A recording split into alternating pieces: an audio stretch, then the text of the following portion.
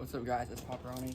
Sorry for not posting this for a while, but I've been busy because I just bought this 1992 Ford F-150 4x4 with the 5.0 V8. So I just recently painted the grill. Kind of a bad job, but just tell me what you think in the comments. The guy before spray painted the truck, so it looks terrible. Don't worry, we'll repaint it. And there's all this painter's tape on here. Everywhere on the truck. And it's bad. And we just recently detailed the interior.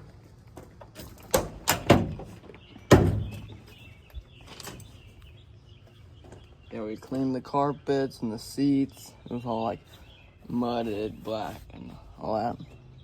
It's a manual. It needs door panels. It needs lots of stuff. But the main thing to get it running, it needs a clutch. Replaced or fixed. So yeah, it's an 8-foot bed with a toolbox. Needs an exhaust because it has exhaust leak. But have a temporary exhaust. I'll show you. All the way through there. So yeah.